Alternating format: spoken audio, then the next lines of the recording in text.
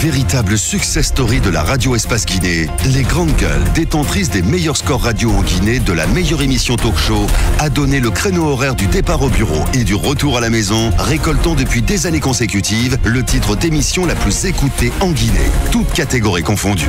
Un grand total de plus de 5 millions d'auditeurs ont été fidèles au talk show Les GG, diffusé jour après jour sur toutes les stations du réseau Adafo Média de 9h à 10h30, un exploit qui restera longtemps dans les annales de la bande FM en Guinée.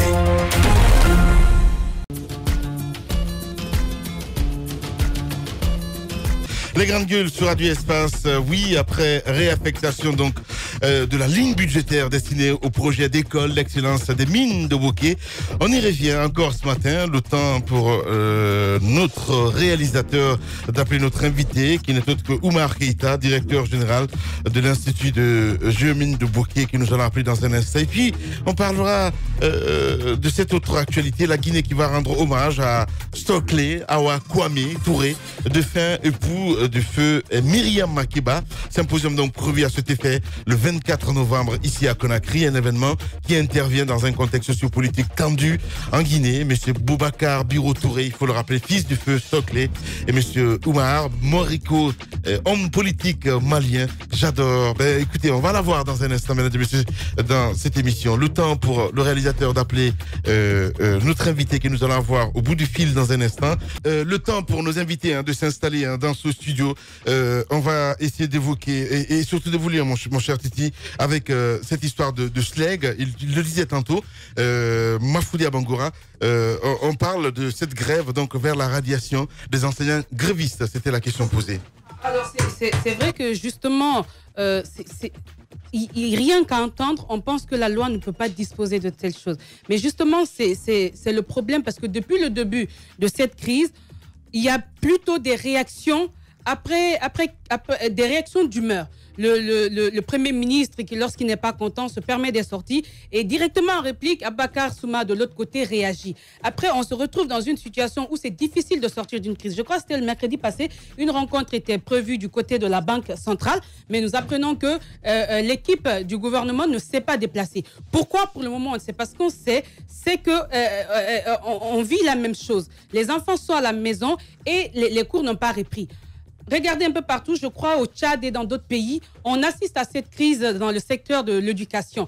Mais lorsqu'il y a de telles crises, parce que ce sont des Guinéens quand même, est-ce que les enseignants demandent, c'est une amélioration de leurs conditions de vie. Et bien naturellement, d'une manière ou d'une autre, ça doit figurer dans le plan d'action du gouvernement. Donc c'est comme si on vous posait une question à laquelle vous êtes censé réfléchir, mais à laquelle vous ne pouvez trouver une solution immédiate. L'idéal serait de pouvoir échanger et de trouver une solution. C'est regrettable de voir que les positions sont en train de se figer.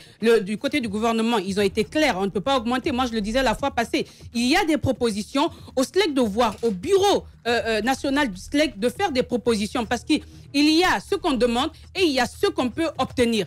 Ne pas fortement, c'est vrai qu'au niveau du SLEG aujourd'hui, on dit que ce qu'on pourrait obtenir, ce serait par exemple une proposition sur les 8 millions. Ils l'ont clairement dit, ils ne demandent pas les 8 millions. Bien naturellement, bien évidemment. Mais après, est-ce qu'il peut être flexible à autres propositions qui émaneraient du gouvernement? Parce que le plus important, c'est de sortir de cette crise. Parce que l'amélioration des conditions de vie des enseignants, c'est un processus. Aujourd'hui, ces enseignants ont besoin de vivre mieux. Ça, c'est quelque chose qui est tout à fait connu et c'est normal. Ce sont eux qui sont à la base de la formation de ceux qui font de la Guinée ce qu'elle est. Et on le sait, les ressources humaines, il n'y a pas mieux pour une nation. Parce que même quand vous n'avez rien, lorsque vous avez les cervelles, si on veut, les ressources humaines compétentes, donc ce que je veux dire, c'est que vous pouvez ne pas avoir les ressources minières et autres. Lorsque vous avez le nécessaire pour aller de l'avant, vous allez vous en sortir. Donc, eh bien, en misant sur ceci, je pense que ça passe par ces enseignants. Parce que souvent, les mauvaises conditions de vie, ça se répercute même sur la capacité de l'enseignant. Il vient, il n'a même pas déjeuné, comment il peut bien enseigner? Il vit mal, c'est assez compliqué. La réalité est là, ils ont fait une demande. D'accord, vous ne pouvez pas faire face, mais allez autour de la table. Faites des propositions. Il ne faut pas que ça soit comme une guerre, comme si ceux qui vous ont demandé, ils ne devaient pas le faire. Il faut le faire, donc il faut aller au dialogue, je pense. Bien, monsieur Abakar Souma, en direct ce matin chez les Grandes Gueules. Camarades, salut. Salut camarades. Bienvenue dans notre émission dans les Grandes Gueules. il y a cette option qui a été évoquée par le gouvernement à travers une sortie du secrétaire général du ministère de l'Éducation nationale et de l'alphabétisation en la personne de M. Casimir Diawara. L'État envisagerait de faire radier tous les enseignants grévistes si jamais vous ne reprenez pas du service plutôt d'ici la fin de l'année. Qu'en pensez-vous? Moi, nous pensons que ça, c'est une décision erronée, puisque ce n'est pas conforme à la loi. Un gouvernement ou un département qui ne se respecte pas, n'est-ce pas, aux lois de ce pays, n'est pas digne d'être là. Aujourd'hui, nous assumons que ce ministre de l'Éducation nationale, ce secrétaire général de l'Éducation nationale, qui a été secrétaire général du Bureau national de la FSE, Fédération syndicale de l'éducation, qui a dit, lorsqu'il était secrétaire général, n'est-ce pas, à l'époque, qu'il préfère se prostituer pour ne pas qu'il y ait grève à l'éducation, qui est membre, n'est-ce pas, de la cellule, n'est-ce pas, de communication du RPG. Quand celui-ci prend une telle décision, alors nous savons quel jeu il est en train de faire. Et nous, en tant qu'enseignants, syndicalistes, nous sommes déterminés à aller jusqu'au bout. Nous savons que ça, c'est une mesure complètement fantaisiste. On ne peut pas aller à la radiation. La loi ne le dit pas. Bien. Aucune loi ne le dit pas, ne le dit. Alors, en même temps, Bakassouma, à quelle lueur d'espoir par rapport à une sortie de crise? Parce que la situation s'enlise, nous sommes dans l'impasse. Sincèrement, il n'y a aucune lisibilité dedans. Est-ce qu'il y a quelques démarches? La balle est dans le camp du gouvernement. Nous avons dit 8 millions négociables. Oui, mais est-ce que vous n'avez pas le sentiment, M. Souma, qu'aujourd'hui, avec ce qui a été annoncé, ce qui a été entrepris par le gouverneur de la Banque centrale, que l'État est en train de jouer sur le temps, de gagner du temps et de faire donc durer le suspense, alors qu'au fond, les calculs de simulation dont on parle, selon nos sources quand même, ne devraient aboutir à absolument rien de consistant pour vous. Nous, de toutes les façons, le gouverneur de la Banque centrale nous a dit qu'il a reçu instruction de la part du Premier ministre avec le ministre du Budget de faire un calcul de simulation par rapport à la proposition. Donc, il nous a conviés à une rencontre le vendredi, au cours de laquelle il devait nous présenter le résultat de ces travaux-là. Et fort malheureusement, il nous fait comprendre en 2 minutes que le Premier ministre a voyagé, n'est-ce pas, sur Abidjan. Donc pour nous, jusqu'à preuve de contraire, nous attendons l'appel pour nous présenter ces propositions-là. Et pour nous, ce qu'il faut encore dire, c'est qu'il y a la possibilité financière. Parce que nous avons lu le budget, nous savons qu'il y a des lignes non ventilées, n'est-ce pas, qui peuvent nous servir, qui peuvent leur servir de nous faire une proposition. Mais pendant ce temps, l'appel du gouvernement se fait attendre, se fait désirer. Et vous l'avez rappelé, vous étiez censé être appelé par le gouvernement le vendredi dernier. Et on a invoqué le déplacement du Premier ministre. À date, à l'instant où nous parlons, est-ce que vous avez reçu une demande formelle pour vous inviter à retourner autour de la table? Est-ce que cela est une option qui est décidée par le gouvernement? Et au même moment, on apprend que vous voulez organiser demain jeudi, un sit-in devant le ministère de l'Éducation nationale. Est-ce que vous confirmez? Oui, bien sûr. Nous n'avons reçu aucune demande de la part du gouvernement à nous retourner, n'est-ce pas, pour des négociations. Donc, nous aussi, en réaction au gel de salaire, contrairement à ce que disent certains, même journalistes, que le gel est normal, nous avons dit que cela est contraire à la loi. Parce que nous sommes des fonctionnaires. Nous servons le pays. Donc, notre salaire provient, n'est-ce pas, du patrimoine commun. Donc, ce n'est pas un patrimoine privé. Dans la loi, il n'est pas dit qu'on doit gérer le salaire lorsque le fonctionnaire est en grève. Donc, le droit de grève est garanti. Bien. Contrairement à ce que Tamba dit, la rémunération, l'article 70 parle de la rémunération et non de grève. Donc, pour nous, on attend l'appel. Et si l'appel n'est pas fait, demain, nous avons programmé un sitting sur toute l'état du territoire national, n'est-ce pas, au niveau de toutes les DPE. Un sitting, nous, à Conakry, ici, devant le ministère de l'Éducation nationale, demain.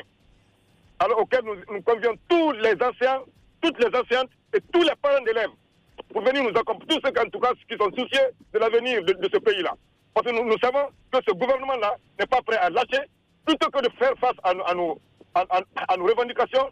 Ils sont là à procéder à des intimidations intempestives au niveau des préfectures, dans les régions, au niveau des écoles, pour faire des partenaires.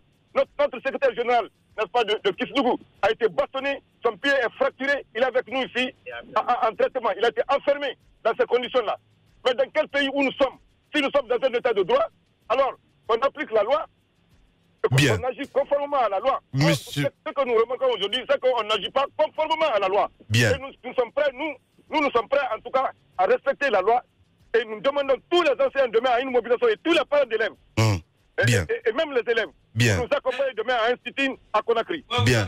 Abakar Souma, en direct ce matin chez les juges. Allez-y, Abakar. Vous savez que vous ne pouvez pas compter sur les femmes, les femmes de Kaloum. Or, votre sit-in de demain, c'est devant le ministère de l'Éducation nationale. Vous avez Bobodi en travers de votre chemin. Bobodi, vous le soupçonnez de distribuer de l'argent aux femmes. Et tout le monde sait que lorsque les femmes de Kaloum ne soutiennent pas une cause, et bien entendu, elle a du mal, cette cause-là, elle aura du mal à prospérer. Nous, en tout cas, nous ne comptons pas seulement sur les femmes du Kaloum. Nous comptons sur toutes les personnes, tous les parents qui ont leurs enfants à l'école. Ce n'est pas seulement les femmes de Kaloum qui ont leurs enfants à l'école. Toutes les femmes, n'est-ce pas, de Guinée ont leurs enfants à l'école. Donc nous demandons l'appui de toutes ces femmes-là pour nous appuyer afin que nous puissions en tout cas obtenir du gouvernement la possibilité d'offrir quelque chose aux enseignants pour que nous rejoignions la classe. Voilà, allez-y, Moussa. Monsieur Bakos, moi j'ai deux questions. La première, vous parliez tantôt de Tamba en ce qui concerne le gel des salaires. C'est quoi la définition du salaire en tant que tel? Est-ce que vous pouvez nous aider à le comprendre? Et sur la base de quelle loi il est dit que un gréviste qui exerce donc ce droit bénéficie de son salaire même si la grève a perdu dans le temps? Et vous répondez à cette question. Ensuite, j'ai une deuxième question, oui? Oui. Ce n'est pas à nous de répondre, c'est pas à moi de répondre à cette question-là. Référez-vous aux lois. Pour nous, ce que nous faisons est conforme à la loi. Ce que nous disons est conforme à la loi. C'est à vous de lire et à eux, n'est-ce pas, de le lire et d'interpréter, n'est-ce pas, Quelle loi et quel article, s'il vous plaît? C'est la même loi que Tamba invoque, M. Souma. Et c'est pas lui qui l'a rédigé non plus. L'article 15, n'est-ce pas, nous donne le droit de gréver. Nous donne le droit de gréver. Il dit clairement que le droit de grève, n'est-ce pas, est garanti. Que le droit de grève est garanti. Si c'est garanti, c'est que même si on va en grève, on ne doit pas, n'est-ce pas, nous bloquer le salaire. Ça, au moins, c'est clair. Donc, pour nous, vous n'avez pas autre chose, Abakar Souma, je pense que sur cette question du gel de salaire, on n'a pas la même interprétation de la loi. La deuxième question. L'État n'a aucun droit de gérer nos salaires. D'accord. Et à cela, nous réagissons tant que cela n'est pas remis, tant que les salaires ne sont pas remis, nous allons réagir, nous allons protester. Autre question. C'est ce qui nous amène demain à organiser des sit-ins devant les DPE, devant le ministère de l'Éducation nationale. Et pour cela, nous invitons tous les parents d'élèves à nous accompagner. Tous ceux qui savent qu'ils ont leurs enfants à l'école. Entre la loi qui garantit le droit de grève et celle qui fixe les conséquences qui découlent de ce droit de grève, il y a une forte nuance, je pense qu'il va falloir intégrer dans votre compréhension des choses. La deuxième question que j'ai à vous poser, c'est en ce qui concerne cette deuxième crise. La crise au niveau de l'USTG. Vous participez actuellement à un congrès au Palais du Peuple pour l'autre bureau de l'USTG, celui tenu par Lumbemba Souma. Et ce bureau est décrié par le bureau tenu par Abdoulaye Camara. Ça me rappelle un peu les débuts du SLEG. Vous ne pensez pas? C'est exactement la même chose qui s'est passée au niveau du SLEG. C'est la répétition des faits au niveau de l'USTG. Le syndicat, c'est la représentativité. Ceux qui sont partis mettre en place leur bureau à Mamou, mais ils ont quel travailleur derrière eux? Il faut vérifier. Nous sommes membres fondateurs, n'est-ce pas, de l'USTG. Le SLEG est membre fondateur. La FENAMAC est membre fondateur. Donc, le transport, la téléphonie, nous sommes les fédérations essentielles qui constituent, n'est-ce pas, le maillon le plus fort de l'USTG. Donc, aujourd'hui, ceux qui sont retrouvés à Mamou, ils n'ont rien derrière eux. Donc, c'est pour ça que nous sommes là aujourd'hui, au Palais du Peuple. Nous sommes en train de mettre en place un bureau digne de nom qui va représenter les travailleurs et qui va défendre les intérêts des travailleurs. Voilà, monsieur Aboubacar Souma, en direct ce matin chez les Grandes Gueules. Dernière question. En même temps, monsieur Souma, ce que je ne comprends pas, c'est le revirement à 360 degrés de Lumbemba Souma. Lumbemba Souma qui vous aurait écorché vif si on vous l'avait, si on vous le livrait comme ça, à l'époque, lorsque vous commenciez la première grève du SLEG, rappelez-vous. Et aujourd'hui, subitement, de façon assez extraordinaire, vous êtes devenus les meilleurs copains du monde. Que s'est-il passé? Ensuite, pourquoi la dernière minute, Lumbemba Souma s'est rétracté? Parce que c'est lui qui a adressé le courrier au ministère du Travail pour annoncer la tenue du congrès de Mamou. Pourquoi la dernière minute, il n'est pas venu? Et ensuite, vous citez monsieur Ablaïso de la FESABAC, mais il a écrit un courrier dans lequel il s'est désaffilié de l'USTG. J'ai la copie de ce courrier. Non, entre-temps, ils sont revenus. J'ai pas, tu as le second courrier? Mais bien sûr, bien sûr. Entre-temps. L'autre question aussi, est-ce que vous allez, à l'issue de ce congrès, est-ce que Lumbemba va être reconduit ou bien on pourrait voir Aboubacar Souma ou bien Abdoulaye Sow prendre la tête désormais de l'USTG? Ce que je peux vous dire, c'est que Lumbemba Souma est une icône du mouvement syndical guinéen. C'est un homme qui a été emprisonné plus de 8 fois et qui a été plus de 17 fois. Donc nous savons, moi, ma formation syndicale dépend de lui. Si il a été trompé par un groupe de syndicalistes à un certain moment et qu'il arrive, n'est-ce pas, sur de meilleurs sentiments et qu'il a proclamé haut et fort qu'il est prêt à ramper, à se coucher, ramper pour que, n'est-ce pas, la famille qui est dispersée, la famille syndicale qui est dispersée se réunisse. Si aujourd'hui nous avons obtenu l'unité de cette famille-là, nous ne ferons que remercier Lumbemba Souma, n'est-ce pas, de la preuve de sagesse dont il a fait preuve, n'est-ce pas, pour que toutes ces fédérations-là se retrouvent. Donc nous, on s'en félicite et nous sommes avec lui, on le maintiendra avec nous. C'est une icône qu'on ne peut pas mettre de côté. On va toujours continuer à entretenir, malgré son âge. Donc il sera reconduit demain? Non, ça ce n'est pas à moi de vous dire ça. Ce que nous avons réservé, nous le ferons. Si c'est reconduit, le Congrès le déterminera. Vous n'êtes pas candidat. Vous n'êtes pas candidat au secrétariat général du SLEG et de l'USTG plutôt.